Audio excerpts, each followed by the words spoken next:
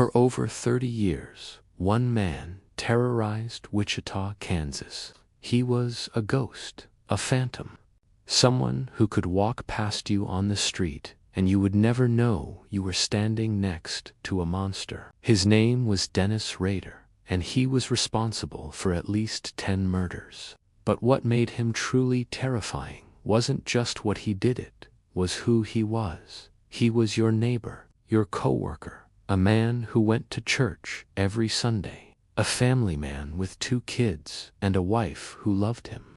The question that haunted investigators for 3 decades wasn't how to catch him. It was, how could someone like this possibly exist in plain sight? The early signs. Dennis Rader was born in 1945 in Pittsburgh, Kansas. On the surface, he seemed ordinary, but from the very beginning there were cracks. As a boy, he was obsessed with death. He killed animals. He hung dogs from trees. His father, William Rader, barely noticed. His mother, Dorothea, noticed everything and said nothing. In his teenage years, Dennis developed an obsession with voyeurism. He would hide in bushes outside homes, watching people through windows. Watching, always watching. By the time he was 16, he had already committed several sexual assaults. But no one connected the dots. No one was looking. In 1967, Dennis Rader joined the U.S. Air Force. He served for 4 years, stationed in South Korea. During this time, his violent urges remained buried, suppressed, but never gone. When he was discharged in 1971, something changed. The Vietnam War was ending. Society was shifting, and Dennis Rader was about to unleash 3 decades of darkness. He moved back to Kansas. He got a job. He seemed normal, seemed peaceful. He was neither. On a cold January evening in 1974, Dennis Rader cut the telephone lines outside the Otero family home. This wasn't impulsive. This wasn't rage. This was planning. He knew exactly what he was going to do. He broke in when Joseph Otero returned home from work. Rader was waiting, gun drawn. He overpowered the man. Then he bound him, bound his wife Julie, bound their 2 children, 9-year-old Josephine and 15-year-old Joseph Jr. Rader, gagged them. He asphyxiated the father. He hanged the daughter. He left the children to die slowly, suffocating in their own home. When Rader finally left that house, 4 people were dead, and Dennis Rader felt alive for the first time in his life. What made Dennis Rader different from other killers was his need for attention. He couldn't keep his darkness inside. He had to share it. In 1974, the Wichita Police Department received a package. Inside was a letter, written in Rader's own hand. It contained details only the killer could know. It taunted police. It bragged about the murders. And it introduced a name that would echo through Kansas for the next 30 years. BTK. Bind, torture, kill. That was his signature. That was his calling card. And with each letter he sent, he wasn't just taunting police. He was creating his own mythology. He was becoming a legend in his own mind. Detectives were baffled. This wasn't a typical serial killer. Most killers struck in frenzy, in rage. BTK was methodical. He planned everything. He studied his victims before he killed them. He watched them.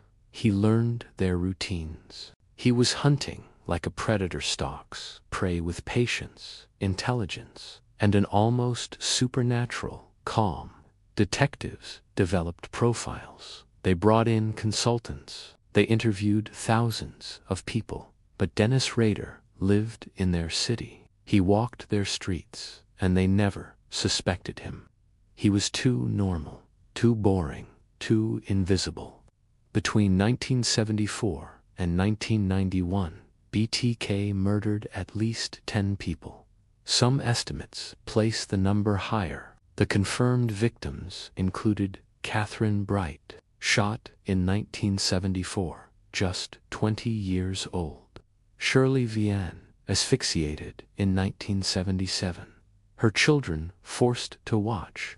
Maureen Hedge, a nurse, strangled in 1985. Each murder was meticulously planned.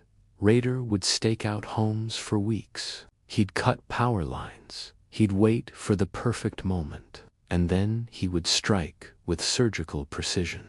But here's what made him truly terrifying. He was never in a hurry.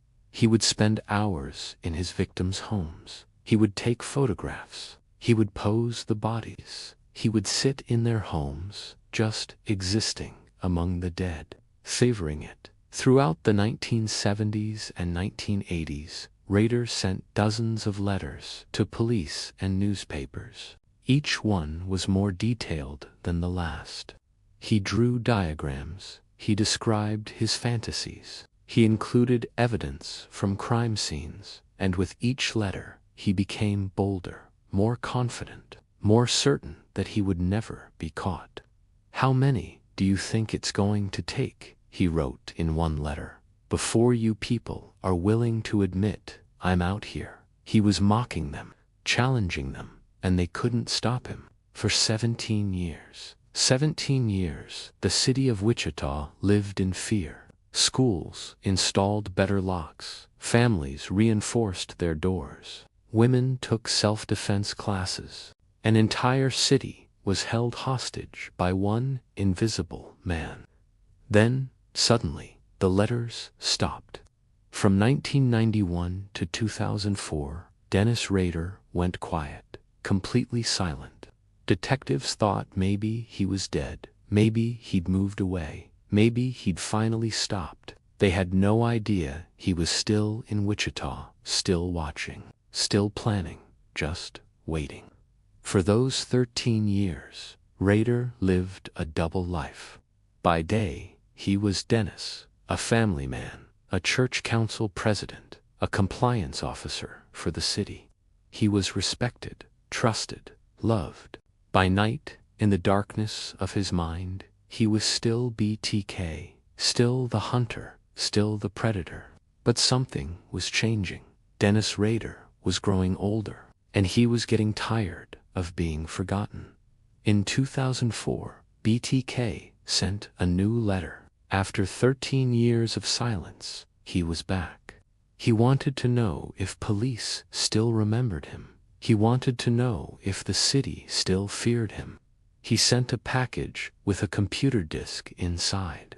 It was 2004. The age of digital forensics was here. And Dennis Rader didn't understand technology the way he understood the physicality of murder.